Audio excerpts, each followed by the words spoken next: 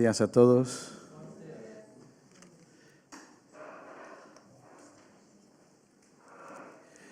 Hoy vamos a hablar acerca de proceso.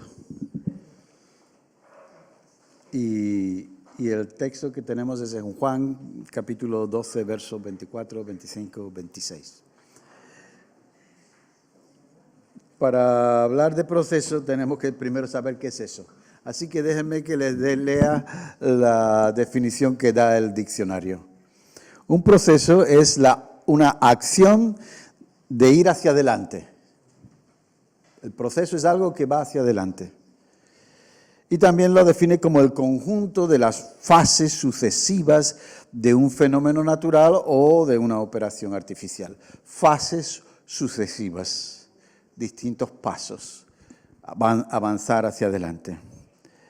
Bueno, después de la resurrección de Lázaro en el capítulo 11 del Evangelio de Juan, pues nos encontramos con que el Señor le había mostrado a la iglesia que Él era la resurrección y la vida.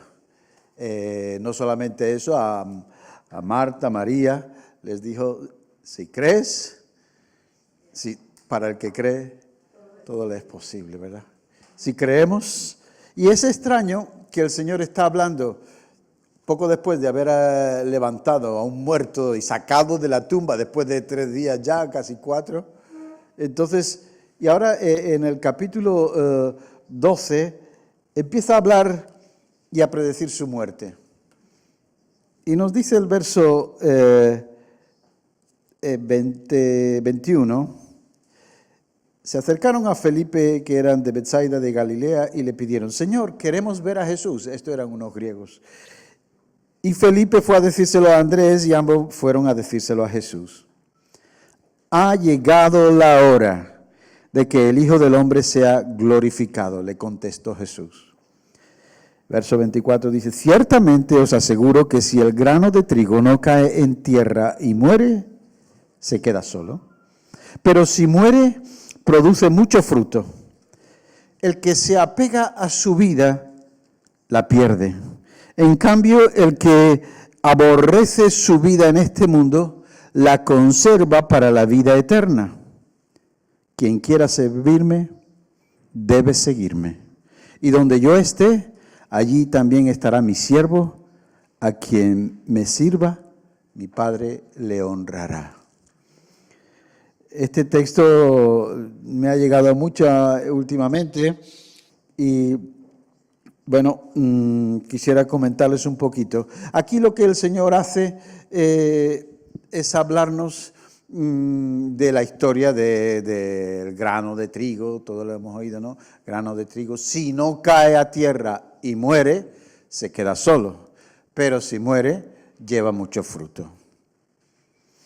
Pero lo importante de esta historia es el sujeto. Y hay 3 personajes aquí en esta historia de la que el Señor está comparando. No es un relato, una alegoría, es una comparativa. En la acción comparativa le está diciendo a alguno, primeramente habla de la historia del grano de trigo. El primer personaje es el grano de trigo. El segundo personaje de la historia es Jesús mismo. Y el tercer personaje de la historia somos nosotros. En el primer relato, la primera parte, pues les cuenta lo que va a ocurrir. El grano de trigo tiene que caer a tierra y morir, porque si no podrá cumplir el proceso que tiene que llevar a cabo el ser, simplemente un grano de trigo. Pero un grano de trigo no es algo simple. Un grano de trigo, cuando verdaderamente cumple su función, es cuando cae a tierra, cuando muere, es decir, se rompe esa protección que tiene alrededor y el germen que lleva dentro empieza a echar raíces hacia abajo y empieza a crecer hacia arriba. Entonces, el grano de trigo está respondiendo a la razón de su ser. Morir para poder dar mucha vida. Pero el proceso no es simplemente que haya mucho trigo. El proceso del grano de trigo es que tiene que llegar a transformarse en algo que sea muy útil, no en espiguitas que estén por ahí. Y la historia, si miramos el proceso del grano de trigo, fíjense que tiene que caer, tiene que morir, tiene que entonces fructifica, porque si no muere no fructifica, y después se convierte en una gran producción de granos de trigo. Los granos de trigo cuando se cosechan se llevan al almacén y después se llevan al molino. Y en el molino empiezan a triturarlo y empieza a machacarlo hasta que se convierte en polvo de harina. Y se transforma, los granos de trigo se transforman en harina. Pero después viene alguien, esa harina la llevan a la panadería y la mezclan con agua y con sal. Y cuando se mezcla con agua, recuerden que el agua representa al Espíritu Santo en las Escrituras. Cuando se mezcla con agua, después no se deja ahí una masa. Se coge esa masa que se ha hecho y la meten en el horno. Y estar en el horno significa mucho calor. El proceso de la transformación de un grano de trigo o de muchos granos hasta convertirse en alimento, hasta convertirse en el pan de vida. Porque, bueno, el pan, todos comemos pan casi todos los días, los que les gusta el pan, los que no, no. Pero el pan es un alimento básico. Los judíos decían, Moisés nos dio pan del cielo. El Señor tuvo que decirle a los judíos de allí, no os dio Moisés el pan del cielo, es mi Padre el que os da el pan del cielo. Yo soy el pan que descendió del cielo. Así es. Y entonces, lo podemos comer y nos alimentamos. Lo que hemos comido al participar de la mesa del Señor es pan. Pan, simplemente pan. Pero ese pan alimenta nuestro cuerpo, aunque por ser de la mesa del Señor también alimenta nuestro espíritu. Pero cuando estamos comiendo el pan, créanme, yo creo que comemos pan, soy protestante, pero al comer el pan, en alguna manera estamos asimilando al Señor que es nuestro verdadero alimento. Por eso participar de la mesa es tener comunión, no solamente con el Señor, sino con todos los demás, porque todos participamos de un mismo pan, todos estamos comiendo del mismo pan. Ahora, si uno fuese el grano de trigo, ¿le gustaría saber toda la historia que le viene detrás? Tiene que caer a tierra, tiene que morir. Y echar entonces, el germen va a echar raíces y crecer y va a producir mucho para que todos esos granos se conviertan en harina y después mezclándolo con el agua se conviertan en masa que metida en el horno de fuego se convierta en alimento de parte de Dios.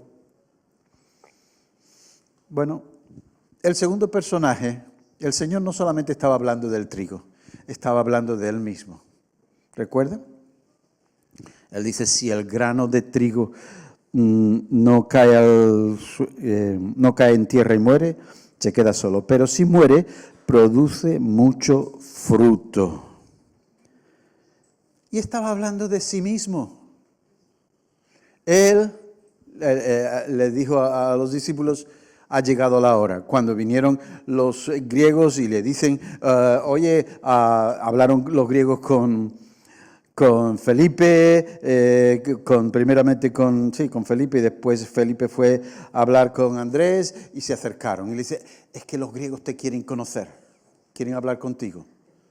Y claro, el tiempo de los gentiles se había acercado ya tanto a los gentiles que el Señor dice, ya es mi hora. Porque hay otros que no son de este redil, pero quieren conocerme. Y era el tiempo, dice, ha llegado la hora. ¿La hora de qué? De que el grano de trigo caiga, muera y lleve mucho fruto. Y estaba hablando de su vida. Ahora, ¿Dios quería que el Hijo sufriera tanto? No, Dios ha amado al Hijo con un amor que no podemos comprender nunca. Nunca lo podremos comprender. Pero el Hijo amaba al Padre y amaba la creación con la que Él participó. Por lo tanto, estaba dispuesto a parecerse a un grano de trigo. Y Él, nos dice las Escrituras, que fue bastante pasado, ¿no? ¿Recuerdan?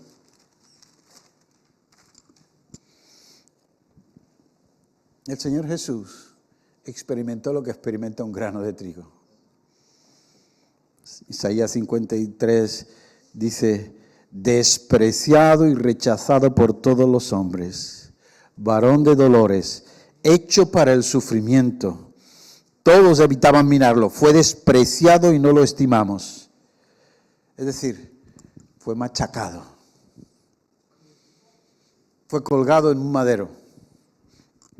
Dice el texto, Él cargó con nuestras enfermedades y soportó nuestros dolores. Pero nosotros lo consideramos herido, golpeado por Dios y humillado. Él fue traspasado por nuestras rebeliones y molido por nuestras iniquidades. Sobre Él recayó el castigo, precio de nuestra paz, y gracias a sus heridas fuimos sanados. Todos andábamos perdidos como ovejas, cada uno seguía su propio camino, pero el Señor hizo recaer sobre Él la iniquidad de todos nosotros.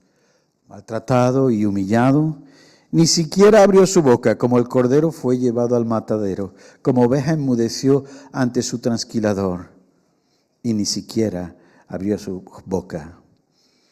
Después de prenderlo y juzgarlo, le dieron muerte, y nadie se preocupó por Él. Pero, verso 10 dice, pero el Señor quiso quebrantarlo y hacerlo sufrir, y como Él ofreció su vida en expiación, verá su descendencia y prolongará sus días y llevará a cabo la voluntad del Señor. Él decidió que iba a cumplir la voluntad del Padre. Y fue triturado, fue machacado, hasta el punto de que decía Isaías, lo veremos pero sin atractivo para que lo deseemos. Despreciado, machacado y muerto. Tenemos que entender el proceso del Señor Jesús. El proceso del Señor Jesús es que primero descendió, porque el grano de trigo tenía que bajar aquí, entre nosotros. Y no solamente vino a este mundo, sino que se humilló hasta lo sumo, haciéndose hombre, y estando en la condición de hombre, se humilló hasta convertirse en siervo. Y entonces, el Señor se humilla y hay un proceso en su vida. Primero, despreciado.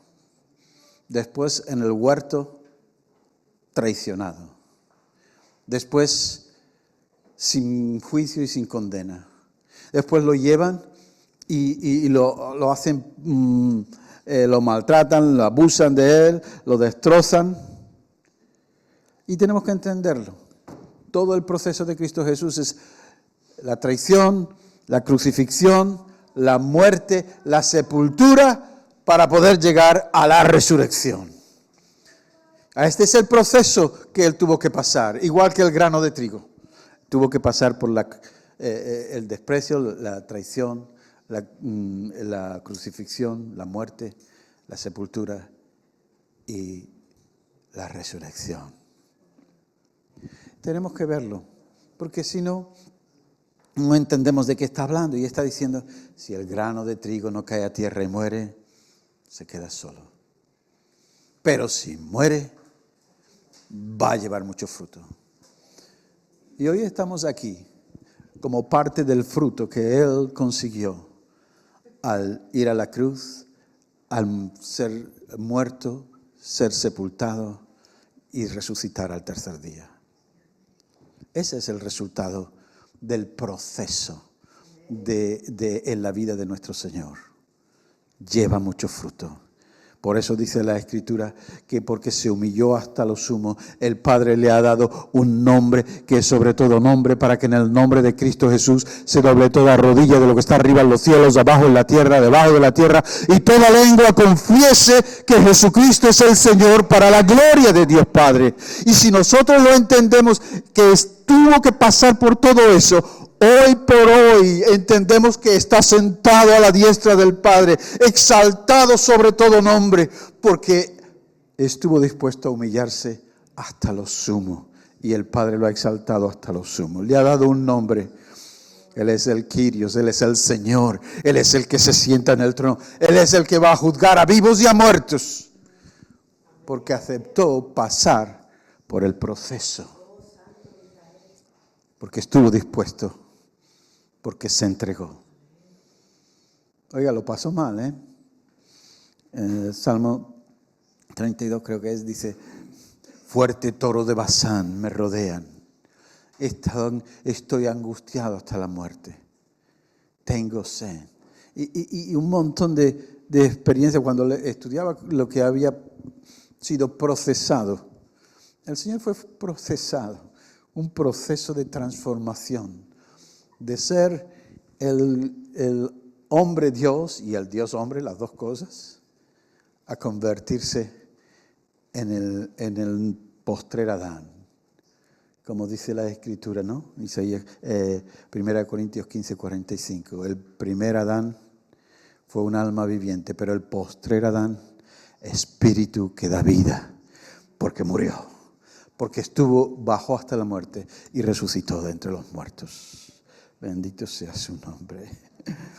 Y en el texto hay algo muy interesante, y es que el Señor no solamente estaba hablando del grano de trigo, no solamente estaba hablando de Él en primer lugar, sino también estaba hablando de ti y de mí.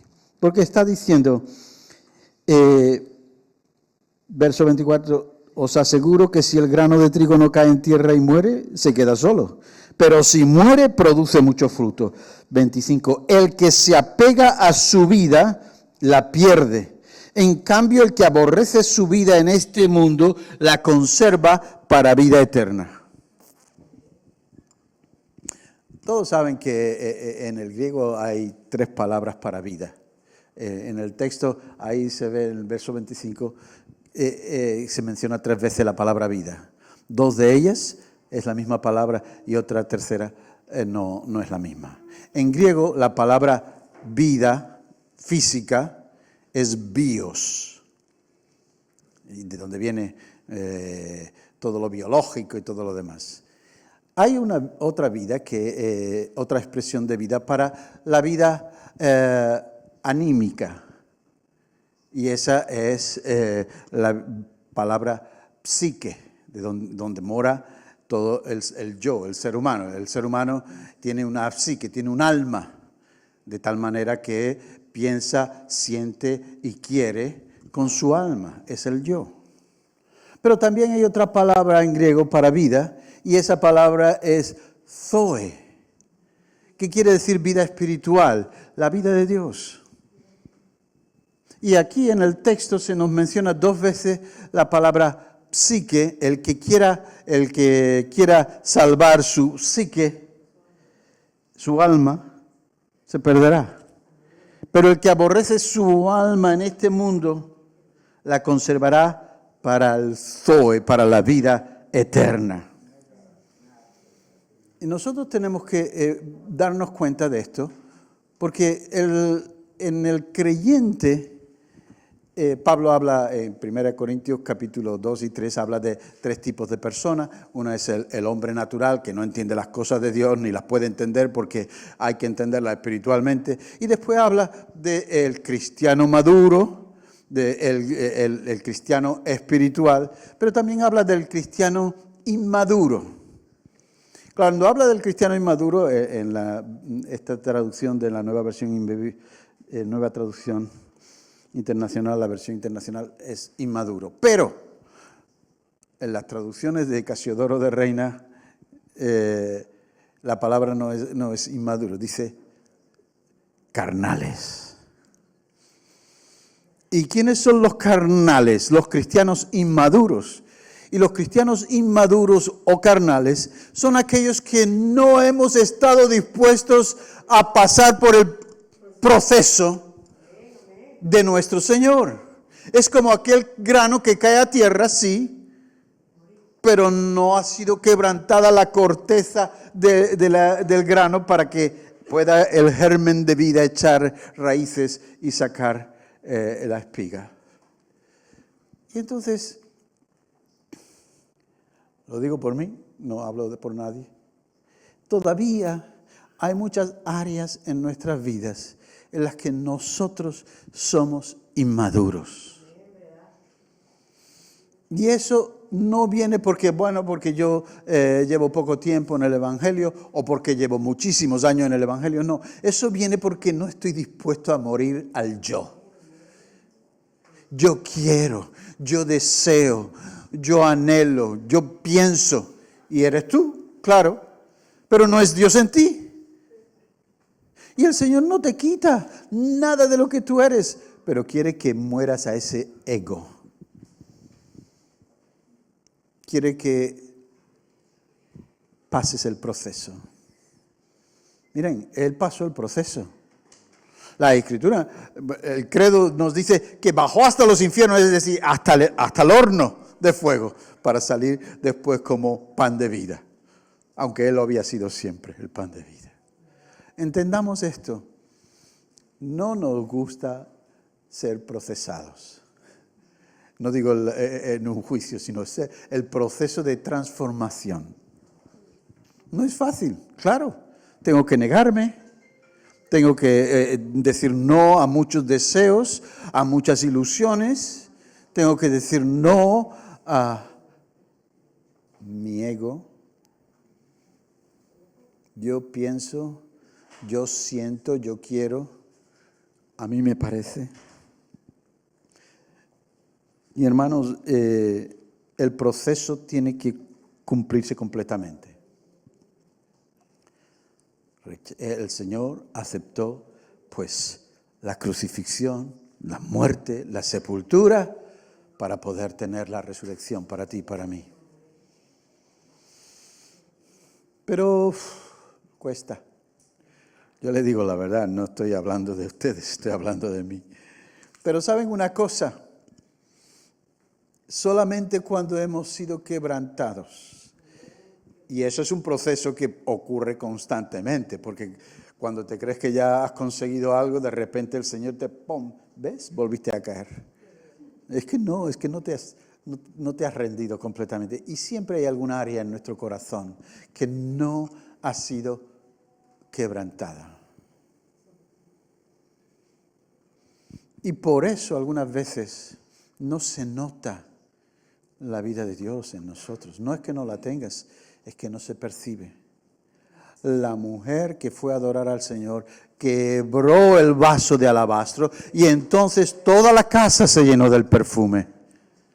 Y si nosotros no dejamos que esto exterior sea quebrantado, el perfume no sale. Pero claro, nadie quiere ser convertido en polvo de harina. Nadie quiere que me mezcle, aunque ya les dije, el agua representa el espíritu. Y ese polvo de harina mezclado con el espíritu va a poder transformarse en alimento y en pan para otros. Pero también tiene que pasar por el horno. Porque si no, no gusta. Algunas veces, si has estado en la panadería, has cogido un pellizquito de masa y bueno, pero no te comes un trozo de masa. No, tiene que pasar por el horno. Y lo que el Señor está diciéndonos, necesitamos morir cada día. Y decirle, Señor, pues sigo fallando y te necesito.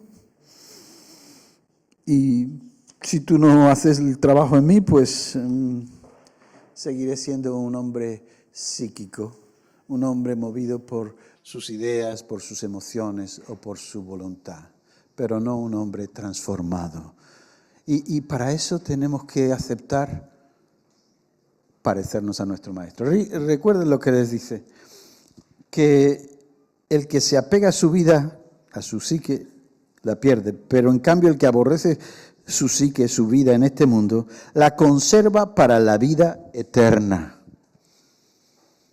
La conserva para la vida Zoe. Y después nos da una palabra de consejo. El que quiera servirme, debe seguirme. ¿Tú quieres servir al Señor? Síguelo. ¿A dónde? Al Calvario. Síguelo. Oye, es que no es agradable. Todos queremos hablar de las puertas de oro y de las calles de oro, pero hablar del Calvario, la verdad, lo digo yo por mí otra vez, pero necesitamos decirle, Señor, ayúdame. Pero dice, el que me sirve, me sigue. Y a donde yo esté, allí también estará mi siervo. Es decir, en cualquier lugar donde tú le sigas, Él va a estar allí. Porque le está siguiendo. Y además, Él está. Y si Él está allí, las cosas cambian. Él hace la transformación. No pretendas conservar tu yo. Sírvele, síguele. Y donde Él está, allí estará también tú. Si nos metemos en profundidad de dónde está el Señor ahora. Está sentado a la diestra del Padre. Y Pablo dice que nosotros estamos sentados juntamente con Cristo a la diestra del Padre. Entonces, ahí es donde podemos tomar las fuerzas para decir no a la vida diaria y decirle sí a la vida eterna. No a la vida en mí mismo, sino sí a la vida en Dios, en Cristo.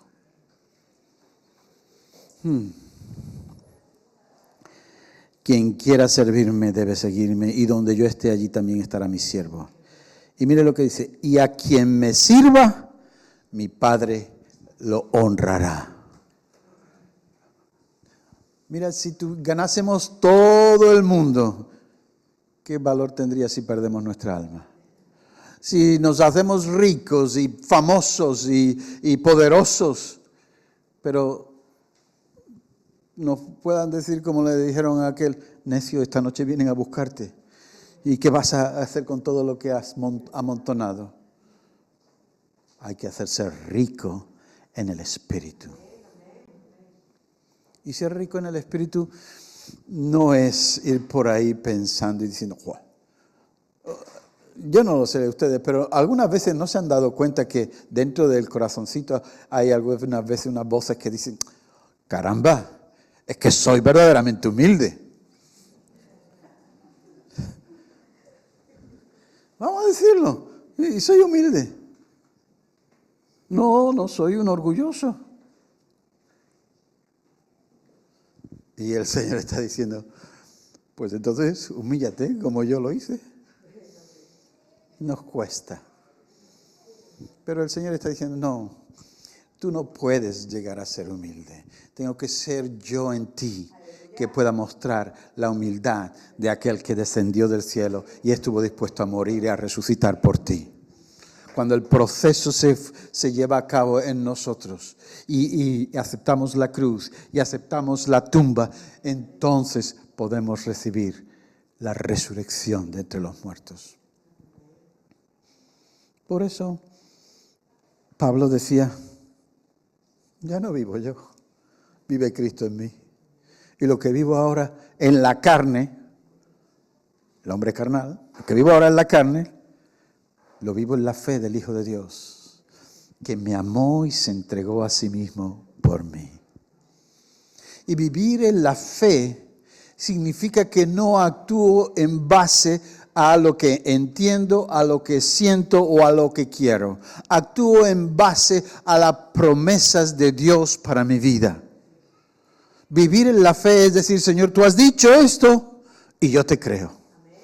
Y entonces doy un paso y voy progresando en fe, creciendo en fe.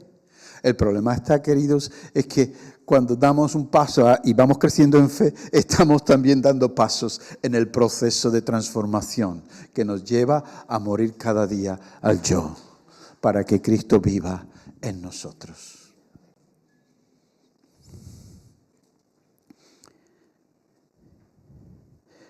El Señor, y esto entendámoslo, el mismo Señor dice en el siguiente verso: ahora todo mi ser está angustiado. ¿Y acaso voy a decir, Padre, sálvame de esta hora difícil? Sí, precisamente para afrontarla he venido. Padre, glorifica tu nombre. ¿Saben lo que ocurrió? Se oyó entonces desde el cielo una voz que decía: ya lo he glorificado y volveré a glorificarlo. Y la multitud que estaba allí, que oyó la voz, decía que había sido un trueno. Otros decían que un ángel le había hablado. El Señor le dijo: esa voz no vino por mí, sino por vosotros. El juicio de este mundo ha llegado y el príncipe de este mundo va a ser expulsado. Pero yo, cuando sea levantado de la tierra, atraeré a todos a mí mismo. El Señor fue levantado y el juicio del príncipe de este mundo ya ha sido ejecutado, porque venció sobre todos ellos. Pablo dice que los llevó a los espíritus y a los demonios en procesión triunfal, como hacían los romanos triunfando, entraban por la vía Apia con los esclavos por delante y después venía el general montado en su carroza con un auriga que le estaba siempre diciendo: no te olvides que eres hombre, no te olvides que eres hombre, porque se engloriaba. Toda la ciudad salía a recibirlo y a darle gloria. Bueno, pues cuando el Señor se llevó triunfante, venció sobre los poderes de las tinieblas, ¿sabes cuándo lo hizo? En el momento de mayor gloria, no de fama ni del momento que se sentó en el trono. En el momento de mayor gloria, y la mayor gloria del Señor Jesús fue la cruz. Allí se manifestó su gloria. ¿Y saben qué? Fue glorificado. El Padre dijo: estoy glorificando tu nombre y lo haré todavía más. ¿Y por qué fue glorificado? Porque desarmó a todos los poderes y potestades que estaban allí alrededor, a todos esos toros de Basán, a todos esos perros que estaban tratando de burlarse de él y hacerlo humillar más. Sí, pero con una frase venció a todos los poderes de tiniebla y los desarmó. En el momento en que dijo: Padre, perdónalos porque no saben lo que hacen, se quedaron sin argumentos. Los demonios se quedaron sin argumentos. Se les cayeron las armas. Padre, perdónalos. Se refería a los hombres, no a los demonios. Y al tercer día pasaron muchas cosas. Porque bajó a los infiernos y allí le dijo al príncipe del poder de la muerte, las llaves de la muerte, las llaves del Hades, y triunfó, subió a los cielos y salió al tercer día triunfante, venciendo a todos los poderes de las tinieblas, venciendo a aquel que creía que tenía el poder de la muerte por causa del pecado, pero ahora el Señor de gloria, triunfando sobre aquel que tenía el poder sobre la muerte. Ahora Él es el Señor de vivos y de muertos, porque venció, porque triunfó en la tumba, saliendo de esa tumba que lo tenía encerrado, pero que el espíritu de corrupción no lo pudo tocar. Cuando apareció el espíritu de corrupción en el infierno y el diablo dice que ya se está pudriendo, dice: no lo he podido tocar. Pero ¿cómo no? No se pudre. ¿Por qué? Porque la Escritura decía: no permitirás que tu santo vea corrupción. Y la palabra de Dios se cumple. Y venció sobre el diablo y resucitó de entre los muertos. Pero no como antes, resucitó como el vivo de entre los muertos. Es decir, con una vida diferente. La vida del Espíritu transmitiéndose a su psique y a su cuerpo y a su bios. Él es el hombre glorificado. El Dios hombre, el Hijo de Dios, Y nosotros cuando vemos esto, tenemos que decir, Señor, qué grande eres. Señor, tú eres todopoderoso. Ahora, no sé si yo podría aguantar todo lo que él aguantó, pero él dice, el que me sirve, que me siga. Y tenemos que seguirle hasta el Calvario. Y una vez allí, él puede hacer la obra en nosotros. Una vez que estamos diciendo no a nosotros mismos, pero sí al Señor Jesús. Empezamos a dejar de ser inmaduros. Cuando vamos aceptando el proceso de no vivir ya más en nuestra propia voluntad, sino en la voluntad de aquel que nos amó y se entregó por nosotros. Yo le he dicho, Señor, yo no quiero ser un inmaduro. Ya les he contado muchas veces esto cuando le pregunté un día cómo se nota un inmaduro de una persona madura. Y leyendo el capítulo 13 de Corintios, de 1 Corintios, dice que hay 3 cosas que son importantes: la fe, la esperanza y el amor. Y Pablo habla, resulta que cuando era niño hablaba como niño. Los niños son los inmaduros. Y cuando hablaba como niño, pensaba como niño y juzgaba como niño. Pero cuando fui ya maduro, dejé las cosas de niño. Yo le dije, Señor, ¿y cómo sé que he dejado las cosas de niño? ¿Cómo sé que ya no soy maduro? Y me dijo el Espíritu Santo, ¿cómo lees? Sigue leyendo. Y viene después de eso de que era niño y hablaba como niño, pensaba como niño, juzgaba. Y viene fe, esperanza y amor. Cuando era niño, hablaba como niño. Y el Señor me dice, pero ahora que eres maduro, tienes que hablar con fe, palabras de fe. Cuando era niño, pensaba como niño, pero ahora tienes que pensar con esperanza. Cuando era niño, juzgaba como niño, pero ahora tienes que juzgar con amor. Y cuando yo hablo con fe, pienso con esperanza y hablo y juzgo en amor a otros, o al menos, por lo menos, en el amor, en la medida que me gustaría que me juzgaran a mí, entonces empiezo a ser una persona madurando. Pero vivir hablando con fe, vivir pensando con esperanza y vivir amando y a los que nos juzgan amándolos, eso es proceso de parte de Dios también. Tienes que aceptar el proceso.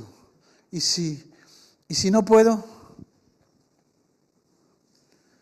mira, el Señor no coge. Un padre, porque su hijo se haya portado mal, no lo echa de la casa, le da una patada y vete y búscate la vida. No, es inmaduro. Lo corrige, pero lo sigue amando. Y nosotros tenemos que aprender que las heridas y los golpes que recibimos en nuestra alma, Dios los está permitiendo para transformarnos a su imagen. ¿Saben una cosa? Todos, no sé si alguna vez han comido las ostras, pero las ostras que se comen crudas, de lo buenas que están, dicen algunos. Pero, ¿sabe cómo se producen las perlas en las ostras? Le entra una piedrecita y como tiene una carne tan suave, pues entonces tiene que hacer algo. Y lo que hace es segrega una nácar y empieza a envolver la piedra para que no le arañe. Y entonces sigue echando nácar y se convierte en una perla. Cuando ya la perla le incomoda en el espacio que tiene dentro de la concha, pues la echa fuera. Así se forman las perlas. Las perlas son el resultado de una herida que ha sido sanada. Y aunque nosotros estamos en proceso de transformación, las heridas que has recibido y que recibes y que quizás también sigas recibiendo, son las cosas que el Señor permite en tu debilidad para que tu vida, tu carácter sea transformado. Esas son perlas que Dios quiere ver para que otros vean su gloria. Y las perlas que el Señor quiere para tu vida son las heridas sanadas, los golpes que me transformaron en alguien mejor. Aquellas cosas en mi vida que el Señor ha permitido para que me parezca más al resucitado. Deja que el grano de trigo muera, con una sencilla razón, para entrar en el proceso de transformación a la cual el Señor quiere llevarte. El Señor quiere que seamos hijos maduros. Y si lo aceptamos, iremos de gloria en gloria. Iremos de paso a paso, pero transformando, permitiéndole que nos transforme. Mire, las experiencias de la vida a veces son muy duras y difíciles, pero el Señor sigue diciendo, pero yo estoy ahí. Déjame que haga el trabajo completo. Acepta morir cada día para que puedas levantarte cada mañana con una nueva esperanza. Acepta las circunstancias, las heridas, el dolor, el sufrimiento. Muere al yo para que Cristo sea el todo en ti. Y puedas decir, como un día pudo decir Pablo, ya no vivo yo, pero vive Cristo en mí. Y lo que vivo ahora lo vivo por la fe, en la fe de aquel que me amó y se entregó por mí.